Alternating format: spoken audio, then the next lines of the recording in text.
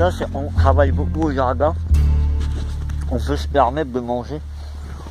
Pas seulement le problème, une fois commencé.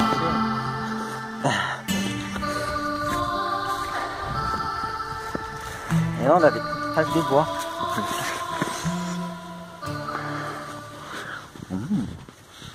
Ça donne envie.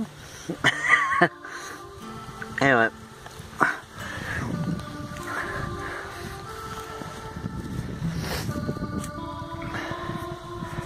On a pas mal bossé cette année, puisque le terrain est à l'abandon pendant quelques années. On l'a repris il y a à peu près 2 ans. On a eu pas mal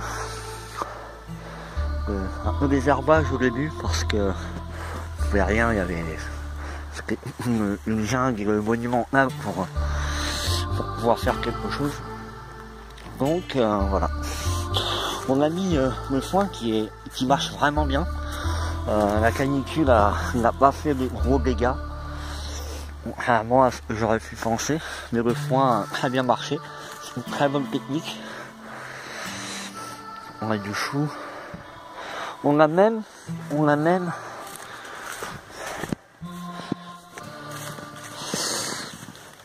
ça. Et je vous garantis que ça a le même goût. Ça a la même odeur, le même goût que... Mince, on voit pas. C'est fou. C'est fou. Cola végétale. Vraiment, je vous garantis, ça a la même... Voilà. Petit tour un petit peu du potager. On a pas mal de choses. Des tomates, de la salade, des choux. Pas mal de choses. Allez, tiens, une petite dernière pour la route. Il ne faut pas faire de mal.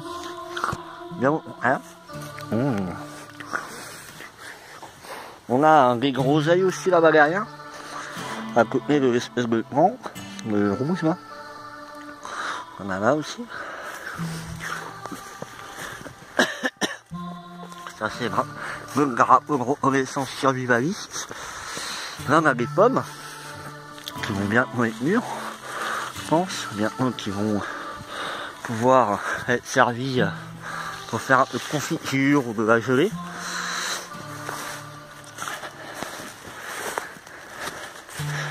Donc on a quand même un grand terrain, quand même. Après, oula, les cerises elles n'ont pas survécu à la canicule. Ouh là là là là là. Ah merde. Ah putain.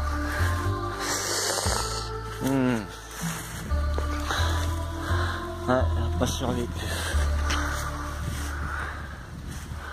Ah putain. Oh.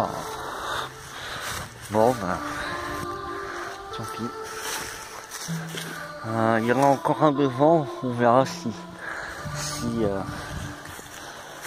là aussi ramé ou pas. Alors des pommes on en a aussi là-bas derrière. On en a aussi les mirabelles. Tiens, je vais aller voir les mirabelles, tiens.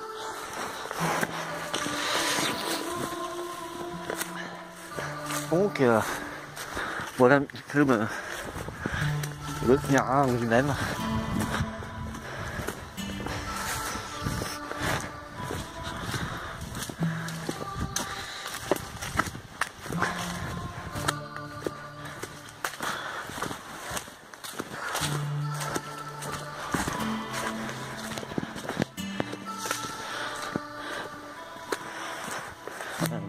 Voilà.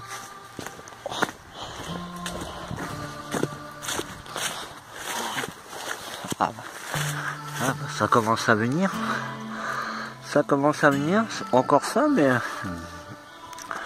mais c'est en bonne voie. C'est en très bonne voie. Regarde, c'est encore des pommes. Encore des pommes. Alors ici, on a laissé pendant quelques temps aussi. Des fois, on se retrouve avec plein de pommes par terre.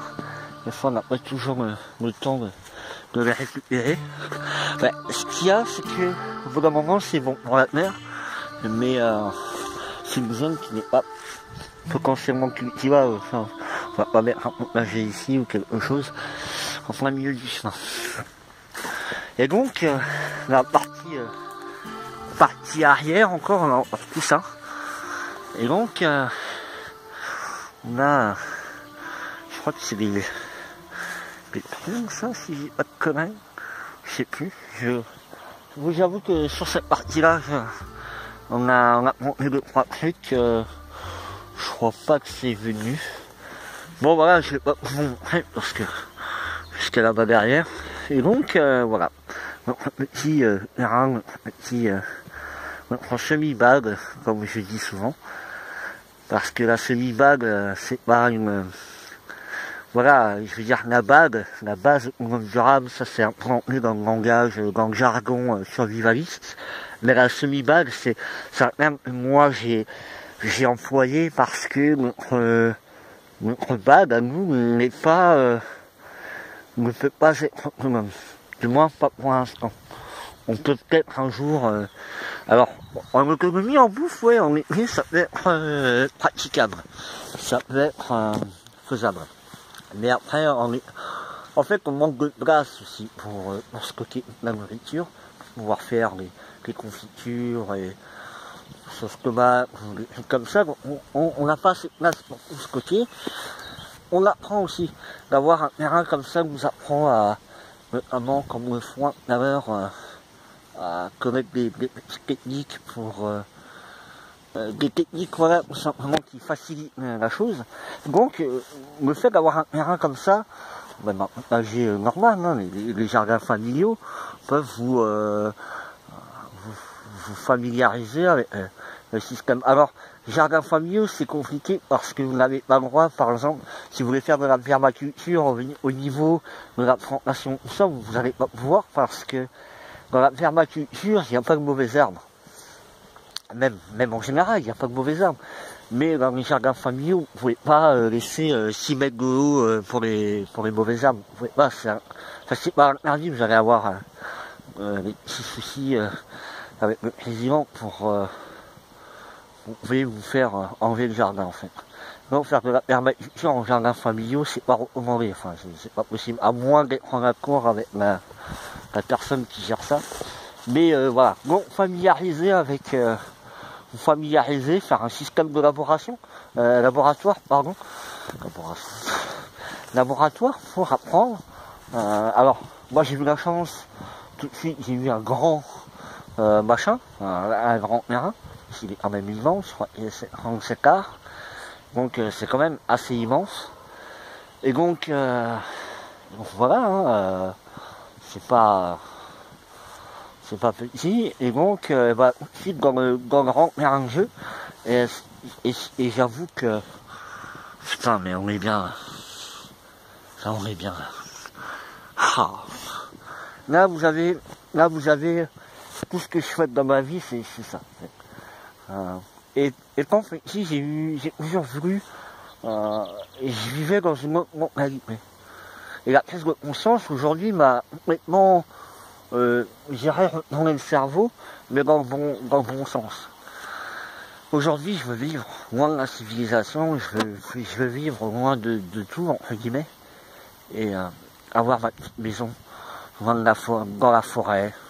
Et donc, moi, mon rêve vraiment, c'est aujourd'hui de pouvoir me lever le matin et d'entendre le son, alors je sais pas si on entend, mais le chant de la nature. Là à mon avis vous allez plus entendre le vent dans le micro, mais voilà, vraiment ça c'est quelque chose, bien que ça a un coût financier pour l'instant, ça a pas pris dans la vie. Avoir une cuisine américaine, à quoi ça sert? Si vous avez une cuisine normale, traditionnelle, et que vous avez une cuisine américaine, la différence elle est où? Il n'y en a pas. Les deux vous servent à manger.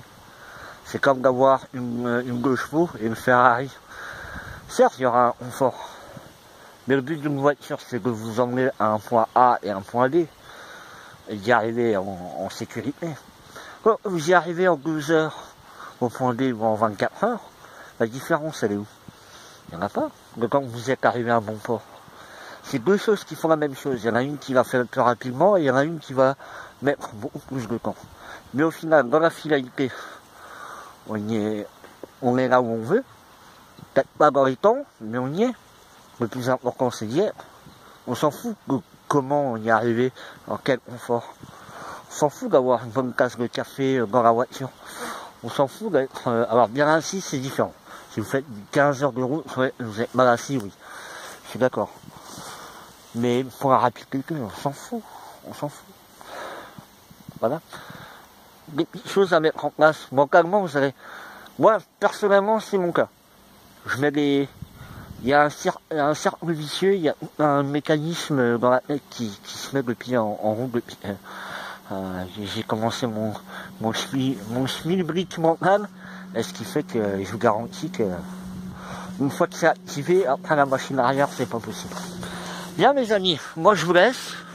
Si la vidéo est trop longue, mais en tout cas vous aurez fait une petite visite de la Sénivale, d'un terrain qui est comme ça et qui mérite d'être... la mer mérite qu'on s'occupe d'elle.